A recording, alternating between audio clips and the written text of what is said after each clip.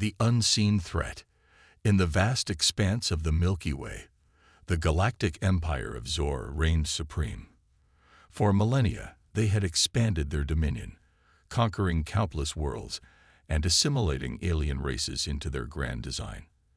Their fleets, powered by antimatter drives and equipped with weapons that could shatter planets, were the undisputed masters of known space.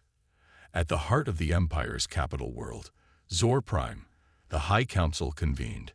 Grand Admiral Vexus, a decorated veteran of 100 campaigns, stood before the assembled leaders, his serpentine body coiled with anticipation. "Esteemed Council," Vexus began, his voice a low hiss, "our scouts have discovered a new solar system on the fringes of the Orion Arm. Initial scans suggest a habitable world teeming with life. I propose we commence standard conquest protocols." The Council murmured in agreement. It was a familiar dance: scout, assess, conquer. But Councillor Zara, known for her cautious approach, raised a hand. "What do we know of this world's technological capabilities?" she inquired, her crystalline form shimmering in the chamber's light. Vexus flicked his tongue dismissively. "Primitive, Councillor. Our long-range scans detect rudimentary spacecraft, limited to their own system. They call their world Earth, and themselves humans.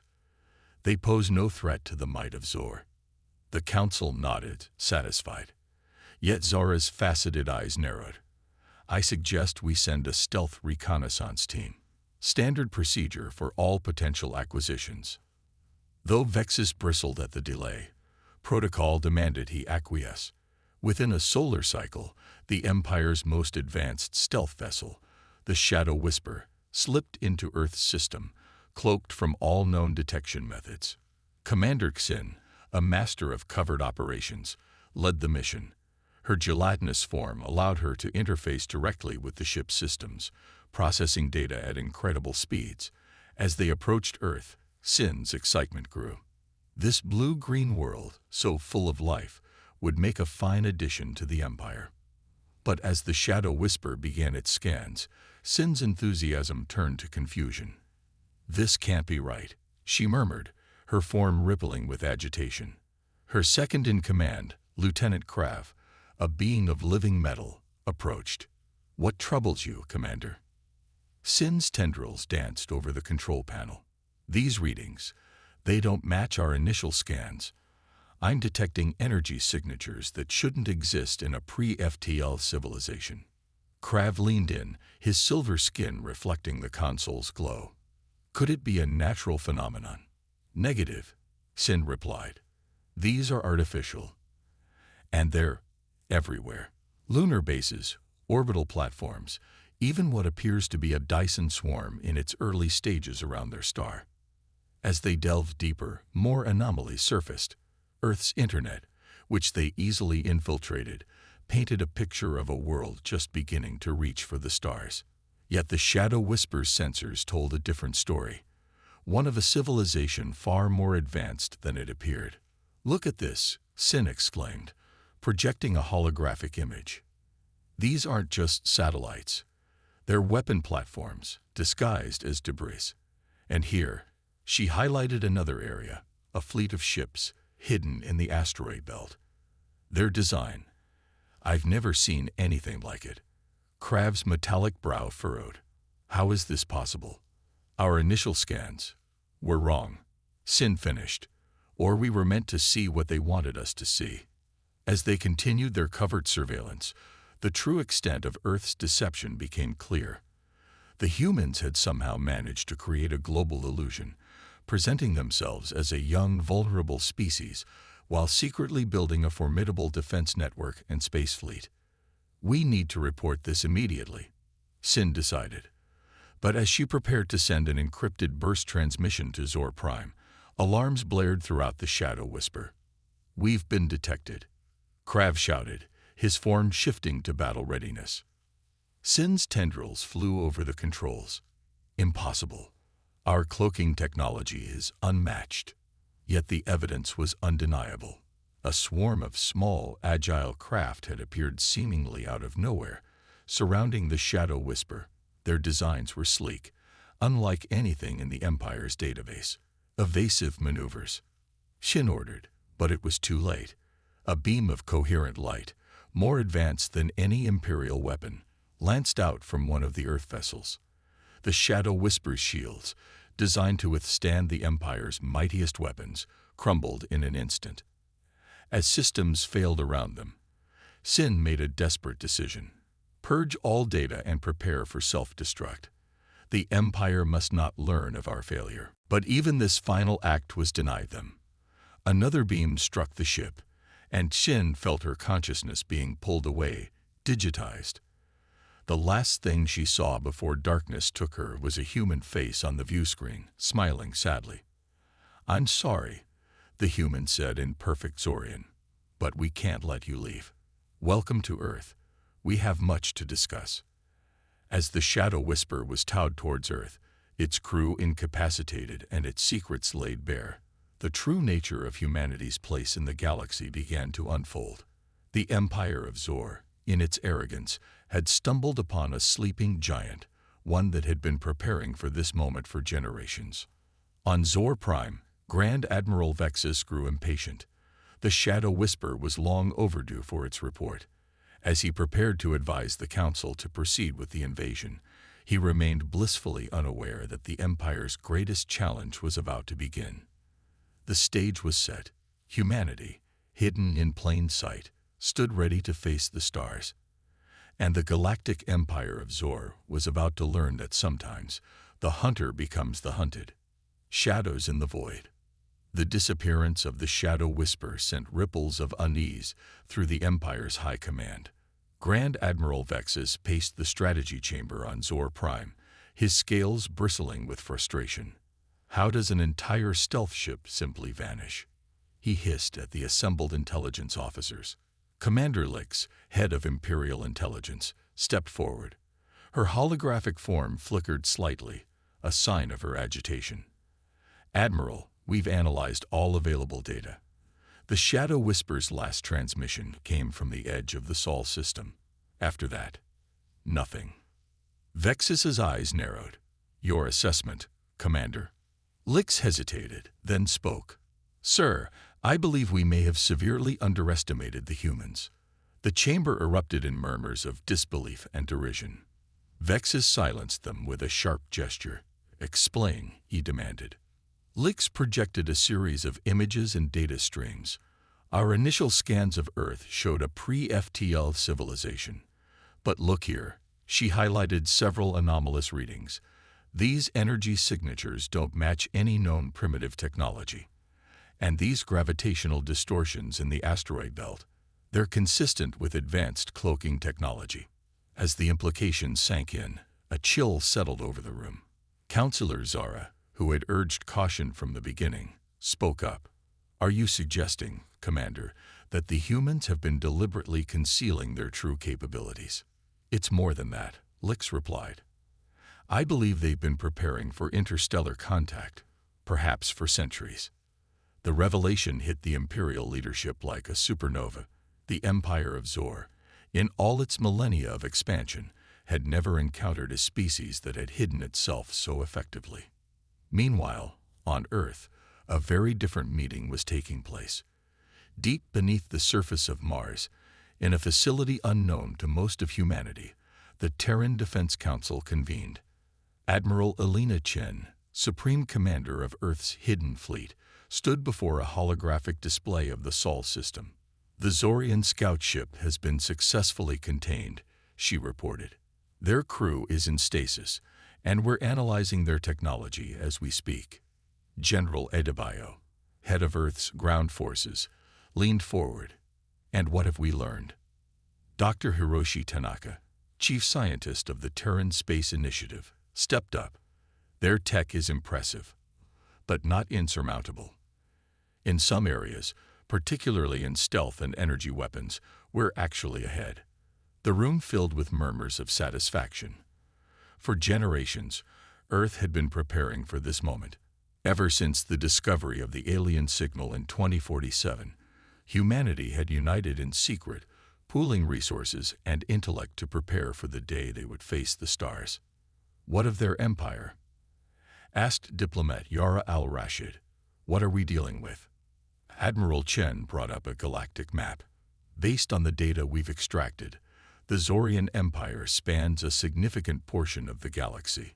They've conquered thousands of worlds, assimilating some species, enslaving others. Their military might is vast. A somber silence fell over the room. Despite their preparations, the scale of the threat was daunting. But Chen wasn't finished. However, she continued, a glint in her eye. They've grown complacent. Their expansion has been unchallenged for so long, they've lost their edge. And they've never encountered a species that hid itself as we have. Back on Zor Prime, the Imperial Council was reaching a decision. Grand Admiral Vexus, his pride stung by the potential of being outwitted by a supposedly primitive race, argued for immediate, overwhelming action. "We must strike now," he insisted, "before they can prepare further. We'll send the 7th Fleet, a force sufficient to subjugate a dozen worlds." But Counselor Zora urged caution. If they could defeat our most advanced stealth ship, who knows what other surprises they might have? We should attempt diplomatic contact first. The debate raged, with the council split. In the end, a compromise was reached. A diplomatic mission would be sent, backed by the full might of the 7th Fleet. As the Zorian armada prepared to depart, a lone figure worked in shadows. Krax, an intelligence operative with doubts about the Empire's methods, sent a tightly encrypted message to Earth, warning of the coming storm. On Earth, preparations kicked into high gear. The facade of a primitive civilization was carefully maintained, but behind it, humanity's hidden strength gathered. Stealth platforms were activated throughout the solar system. The lunar shipyards, concealed beneath the moon's surface, began launching waves of advanced fighters and capital ships. Admiral Chen stood on the bridge of the TSS Horizon, Earth's most advanced dreadnought, hidden in the shadow of Jupiter. "All ships, report in," she commanded. One by one, fleet commanders responded. From the rings of Saturn to the Orc cloud, humanity's secret armada revealed itself. Ships of designs the Zorians had never imagined, powered by technologies born of decades of reverse engineering and innovation, stood ready. "We've trained for this our entire lives," Chen addressed her forces. "The future of our species, perhaps of the galaxy itself, depends on what happens next. We are humanity's shield and its sword. Today, we reveal ourselves to the stars." As the Zorian fleet approached, carrying with it the weight of an empire's expectations, they remained unaware that they were sailing into carefully laid trap. The Sol system, far from being the easy conquest they anticipated, was about to become a crucible that would test both civilizations to their limits. In the vast, cold expanse of space between Jupiter and Saturn, humanity's hidden fleet waited in perfect silence. The first act of this cosmic drama had concluded. Now, as the Zorian armada entered the solar system, the stage was set for a confrontation that would shake the foundations of galactic civilization. The question hung in the void. Would this be the dawn of a new era of peace and understanding between species, or the opening salvo of a war that would reshape the galaxy? As both sides prepared for first contact, the fate of two civilizations, and perhaps the entire Milky Way, hung in the balance. First contact. The Zorian diplomatic vessel, the Stellar Envoy, entered the Sol system with an air of cautious superiority. Behind it, hidden in the electromagnetic shadow of Jupiter, lurked the mighty 7th Fleet, poised to strike at a moment's notice.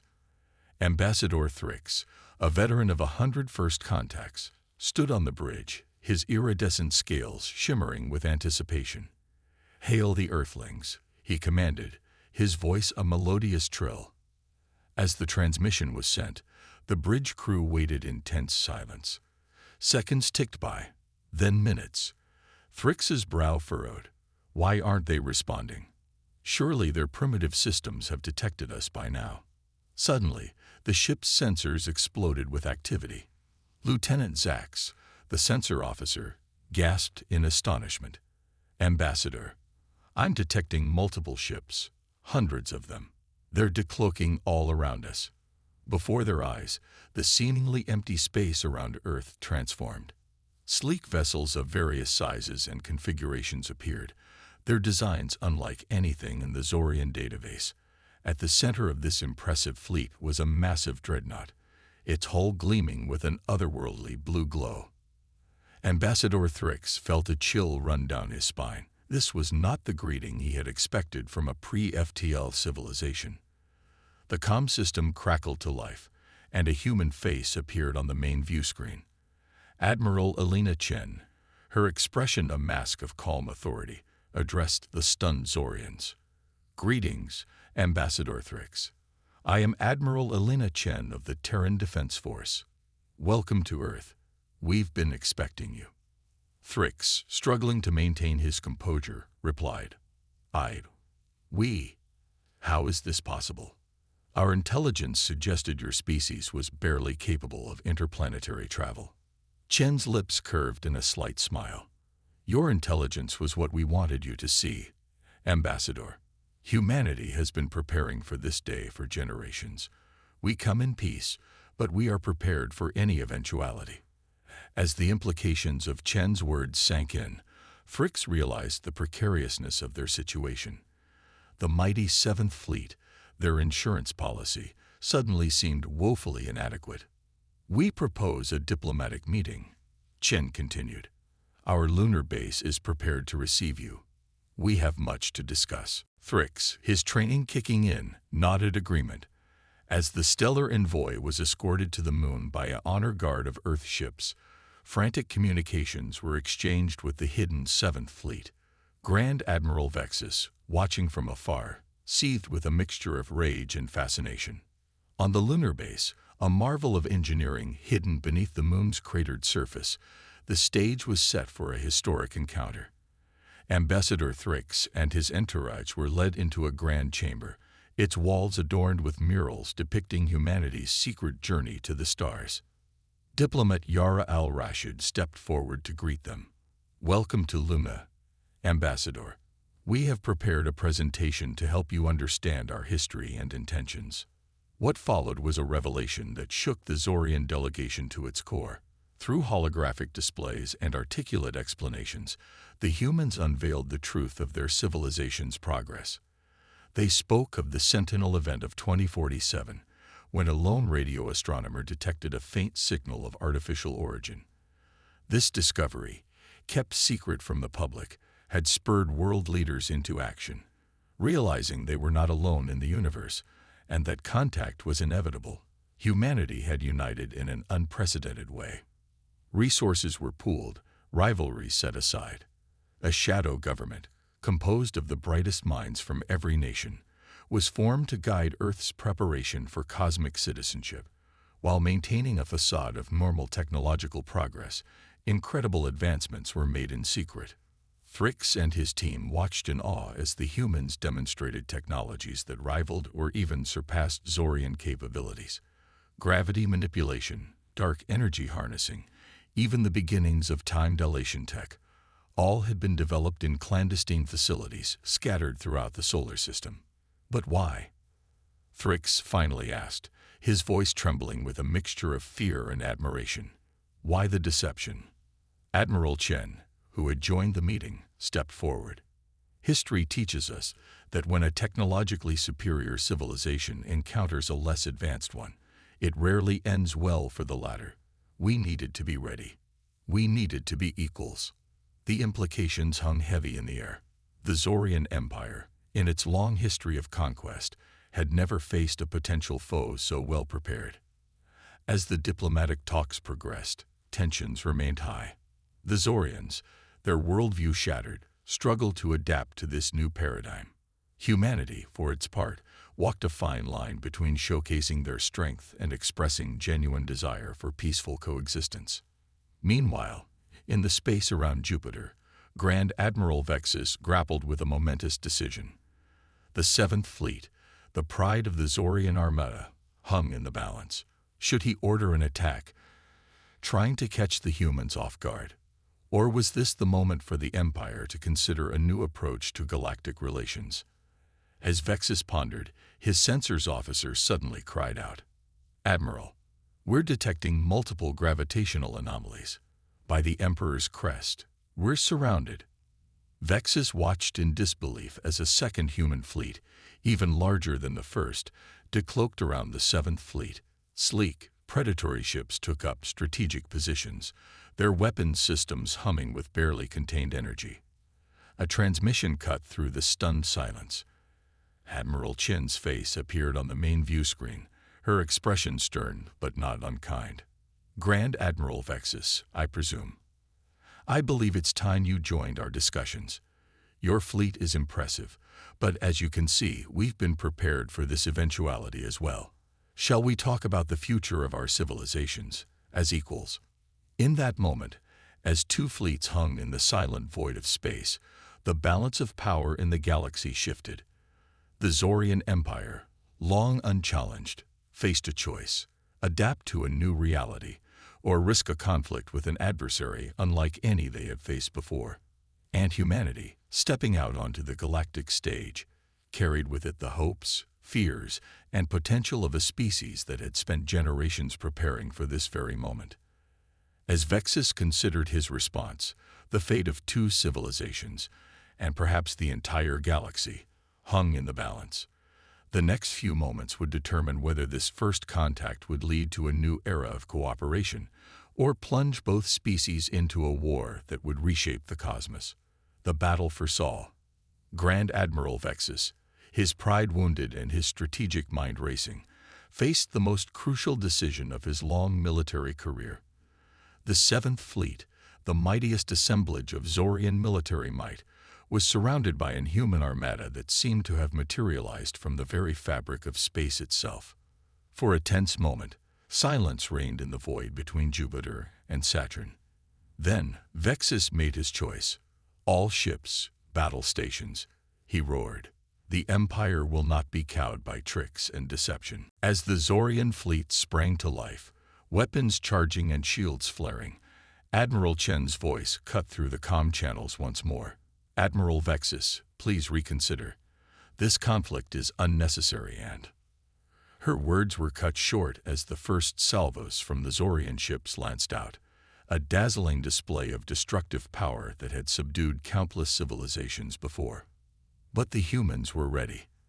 The Terran ships moved with impossible grace, their advanced inertial dampeners allowing maneuvers that defied conventional physics. Energy shields, far more sophisticated than anything the Zorians had encountered, flickered to life, absorbing the brunt of the assault.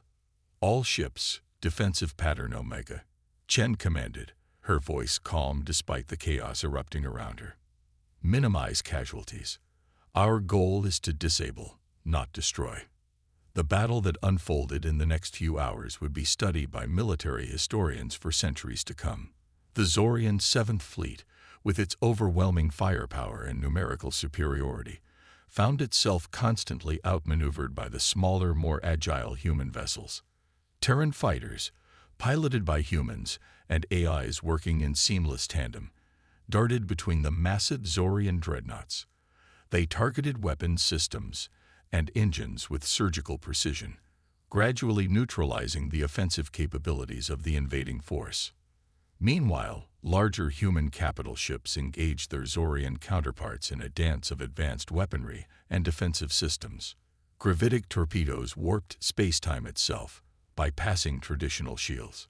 Quantum entanglement beams linked enemy ships, causing their systems to cascade into failure. Aboard his flagship, the Imperial Fist, Vexus watched in growing horror as his mighty fleet was systematically dismantled. "Impossible," he muttered, his scales pale with shock. "How can they be so advanced? How did we not see this coming?" As the battle raged, diplomatic efforts continued. On the lunar base, Ambassador Thrix pleaded with his superiors back on Zor Prime. "Your Eminence," he addressed the Zorian Emperor directly, "we must sue for peace. These humans, they're not the primitives we thought they were. They could have annihilated us at any time, but they're showing restraint. The Emperor, his ancient face creased with concern, nodded slowly. Perhaps it is time for the Empire to learn a new way. Send the order to Vexus. All ships are to stand down immediately. But the order came too late.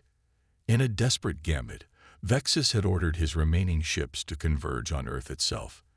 If we can't defeat their fleet, we'll hold their homeworld hostage, he declared, madness gleaming in his eyes.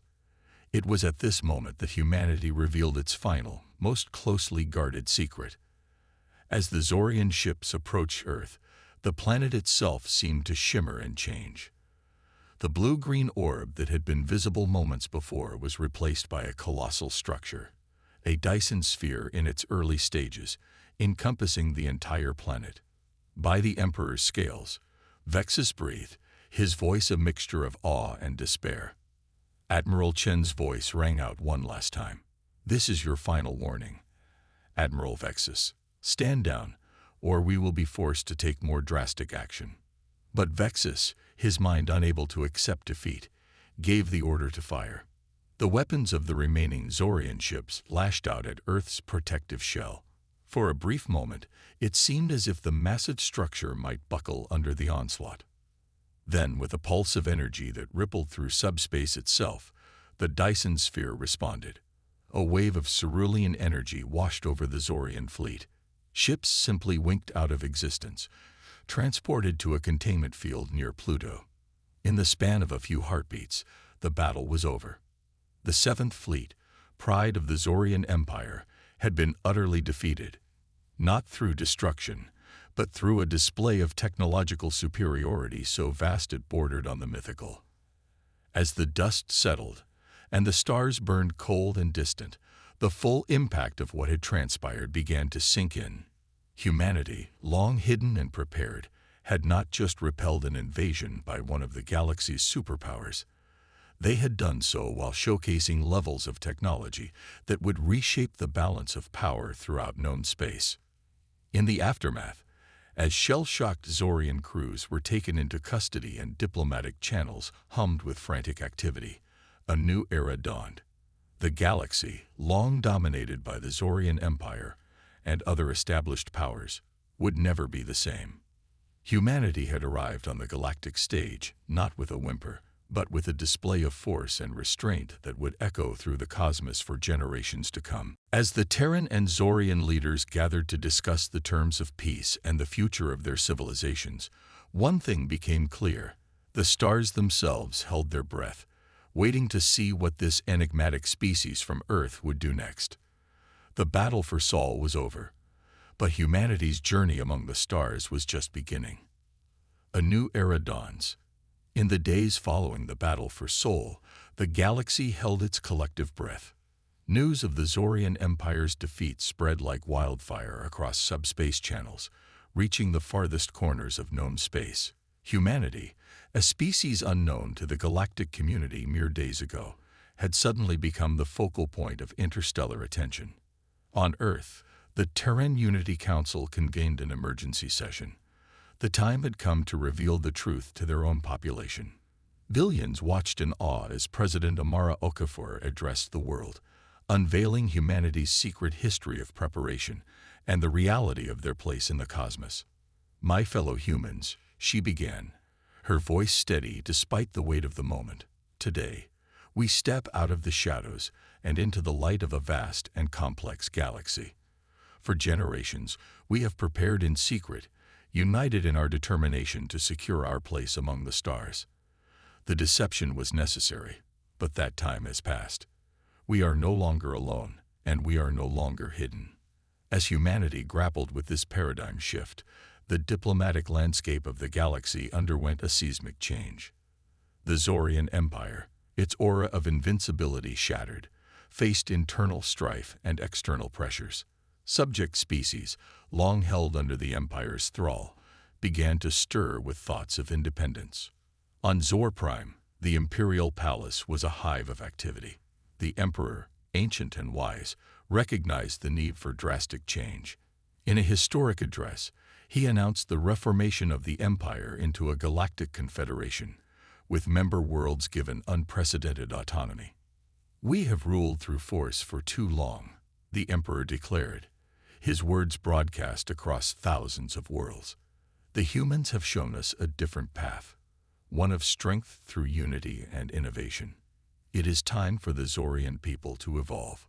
Meanwhile, other galactic powers watched the unfolding events with a mixture of fear and fascination. The Arcturian hegemony, longtime rivals of the Zorians, sent envoys to Earth, eager to establish relations with this powerful new player. The Sirius Concordat, a loose alliance of mercantile worlds, saw opportunity in human technology and sought trade agreements. Back in the Sol system, the work of integration and revelation continued. The lunar base, once Earth's most closely guarded secret, was opened for public tours. Humans from all walks of life marveled at the advanced technology and the scope of the preparations that had been made on their behalf. Admiral Elena Chen, now hailed as the hero of the battle for Sol, found herself thrust into the role of humanity's primary representative to the galactic community. As she prepared for a summit of galactic leaders on the neutral world of Ta Ceti Prime, she reflected on the enormity of the task ahead. "We've spent so long preparing to defend ourselves," she mused to her aide. "Now we must learn to coexist, to lead by example." The Ta Ceti Summit marked humanity's official debut on the galactic stage. As representatives from 100 spacefaring civilizations gathered, the galaxy watched and waited. Would these newcomers use their advanced technology to dominate, as so many before them had done? Or would they chart a different course?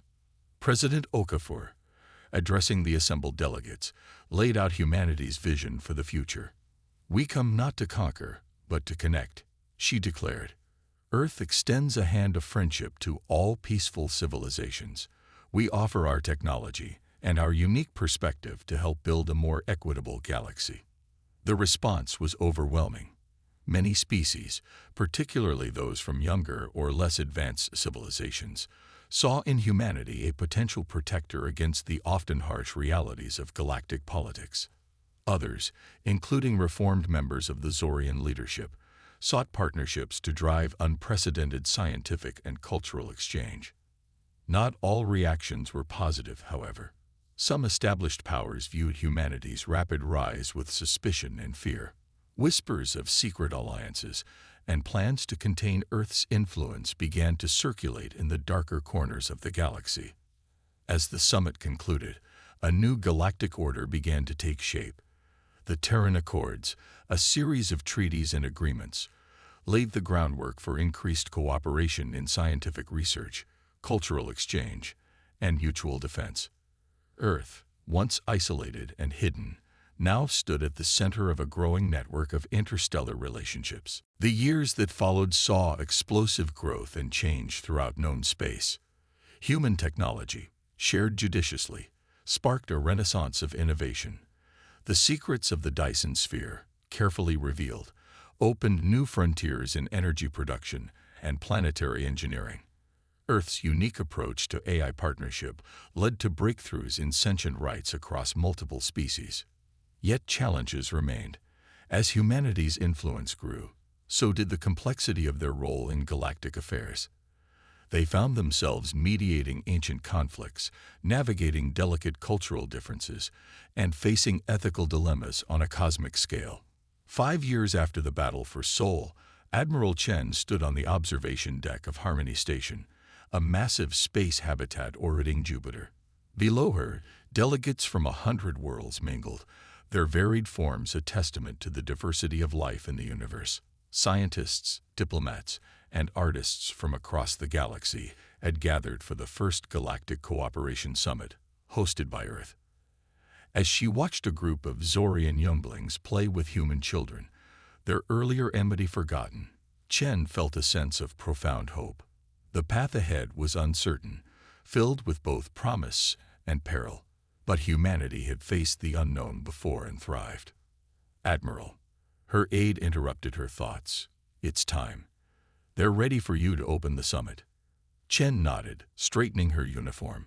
As she walked towards the main hall, where representatives of a united galaxy waited, she allowed herself a small smile. Humanity had hidden in the shadows, preparing for the worst. Instead, they had found an opportunity to light the way towards a brighter future for all.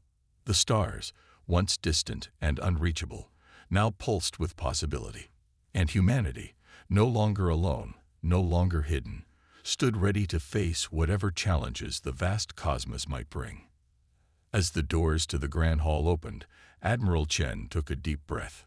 A new chapter in galactic history was about to be written, and Earth would be holding the pen. The era of secrecy was over.